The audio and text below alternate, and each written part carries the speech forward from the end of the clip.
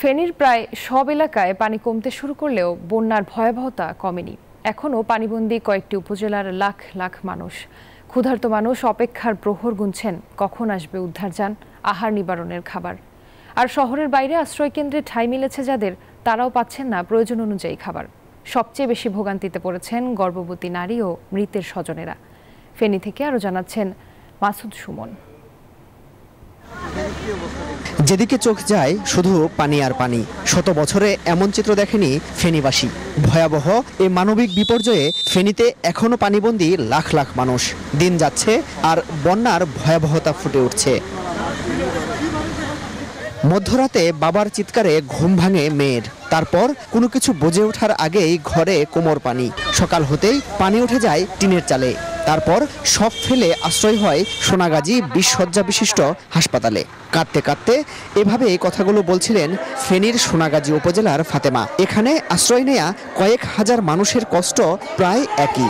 সব হারিয়ে নিঃস্ব সবাই। আমাদের ঘরেতে সব ডুবে গেছে, কিছু না ঘর পড়ে গেছে। আমার বাবা গাড়ি একটা চালায়, কোনো রকম চলে, সে গাড়ি তো ডুবে গেছে। চলবে কিভাবে সেটা চিন্তা করতেছি। সব একশোর পানির উপরে বাঁচতেছে। আমাদের এখন আর কিছুই তো নাই, সব কিছু চলে গেছে। আজকে 4 দিন এখানে, 4 দিনের মধ্যে মনে করেন আমরা 2 দিন খানা পাইছি, 2 দিন পাইনি। বসুন্ধরা টিস্যুতে ছাড়ের ছড়াছড়ি। বসুন্ধরা টিস্যু নিয়ে এলো নিশ্চিত ছাড়। ফেনীতে পানি কমতে শুরু করলেও বসতি ছেড়ে আসা মানুষ ছুটছেন আশ্রয়কেন্দ্রের দিকে। সময় যত গড়াচ্ছে পরিস্থিতি ততই ভয়াবহ রূপ নিচ্ছে। এসব মানুষ বলছেন এখনো পানিবন্দী লাখ লাখ মানুষ। আশ্রয়কেন্দ্র ও বাড়ির ছাদে আশ্রয় নেয়া মানুষজন আছেন খাবার ও পানি সংকটে। যখনই কোনো নৌকা বা হেলিকপ্টারের শব্দ শুনছেন এভাবে সাহায্যের জন্য আকুতি জানাচ্ছেন। খাবার দাবার তো এখানে কোনো ব্যবস্থা নাই। এখন সেখানে যাই দেখি সেখানেও পানি উঠছে। স্বেচ্ছাসেবক কিছু সংগঠন আসতেছে, ওনারা সিরা মুড়ি বা বিস্কিট, পানি ইত্যাদি দিয়ে যাচ্ছে।